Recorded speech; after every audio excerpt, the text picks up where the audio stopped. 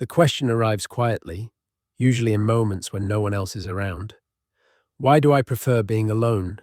It's not asked with concern exactly, not with the weight of something broken. It's asked the way someone might wonder why they prefer morning over evening or silence over music. It's curiosity meeting pattern, recognition meeting habit. But the question itself reveals something about the world we move through. In a culture that measures connection by frequency, that equates presence with care and visibility with worth, choosing your own company can feel like it requires explanation, as though there's a baseline assumption about human nature, and preferring solitude sits somewhere outside it. The question wouldn't exist if the default weren't different, if being alone weren't positioned as temporary, as something to fix or outgrow. The truth is simpler and more complex than that. Preferring to be alone doesn't have a single cause. It's not a personality type, a psychological condition, or a stage to move past.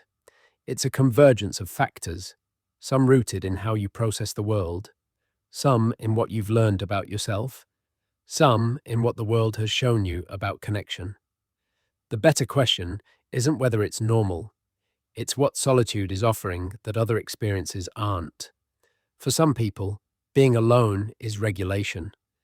The world is loud, not just in volume, but in demand. Every interaction carries input, tone, expectation, energy, adjustment. Conversations require tracking, social spaces require performance, even subtle performance. There's negotiation in every exchange, even the easy ones. Some minds process all of this more intensely. They don't filter it out, they absorb it, organize it, respond to it, and that takes energy. Being alone removes the input. It creates a space where the only signal is internal. No adjustment required, no performance necessary, no noise to sort through.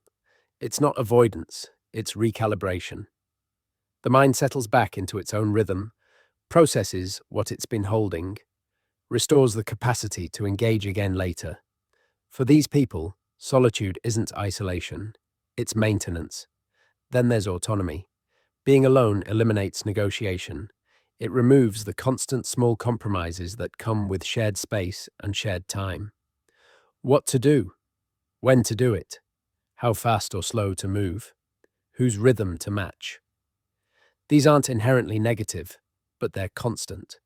And for some, the accumulation feels like friction, not because they dislike people, but because they value control over their own movement through the day.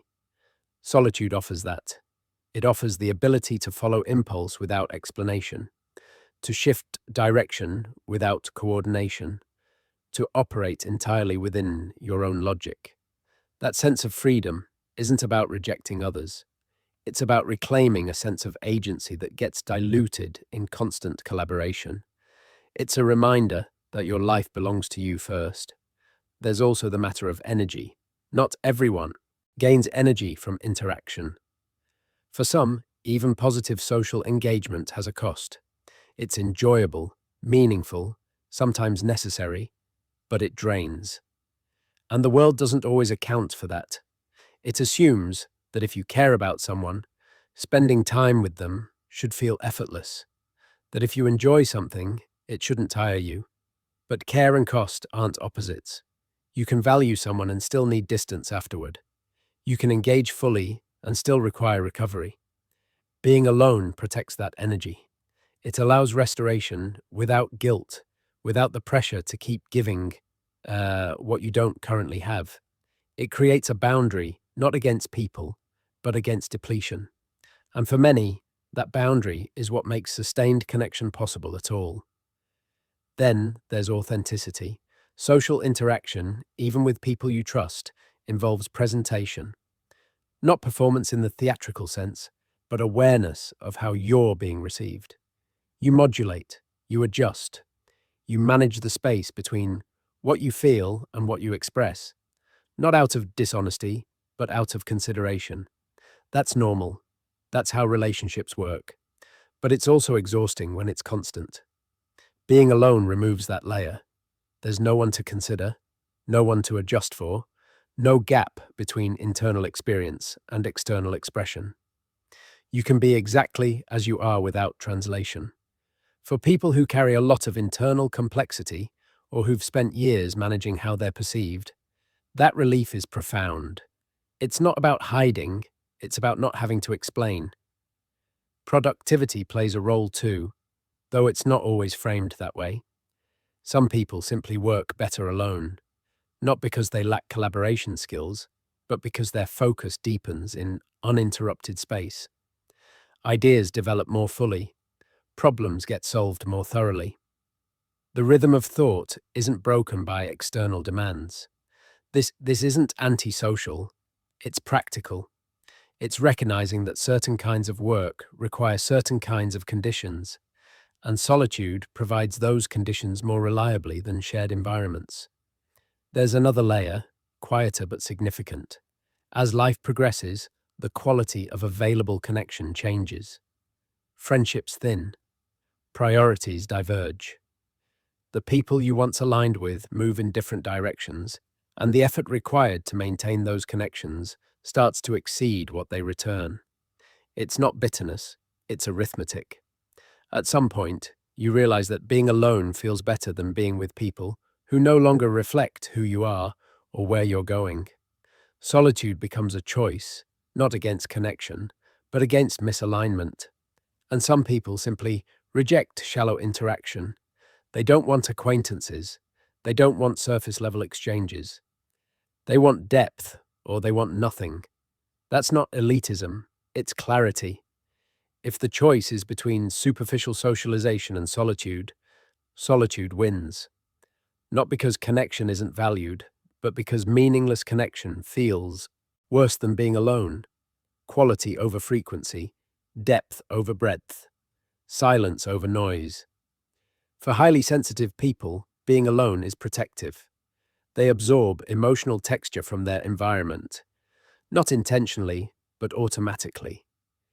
They pick up on tension, mood, unspoken conflict. They feel things that others don't notice or don't register as significant.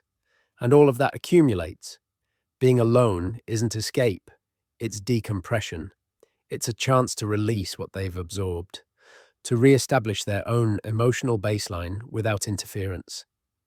There's also the simple matter of comfort. For many, their own space feels safer than any other. Not because the world is dangerous, but because home is predictable. It's controlled. It's familiar. There's no uncertainty about how the environment will behave. No risk of unexpected social demand. No need to be ready for anything. That predictability creates a kind of psychological ease that's hard to replicate elsewhere. Preferring to be alone can really mean preferring to be where you feel most secure. Somewhere in all of this is a shift that happens gradually. People who spend time alone start to realize they enjoy their own company, that the internal dialogue is interesting, that their own thoughts provide enough stimulation, that they don't need external validation to feel grounded. This isn't narcissism, it's self-sufficiency. It's arriving at a place where your presence is enough for you, where you're not waiting for someone else to make the moment feel complete.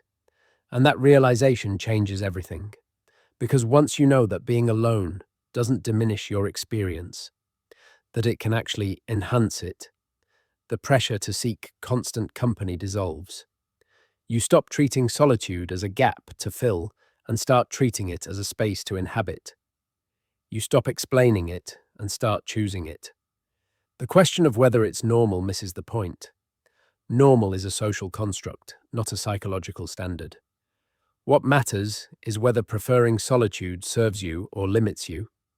If it brings clarity, creativity, peace, restoration, if it makes your life richer rather than narrower, then it's not a problem, it's a preference.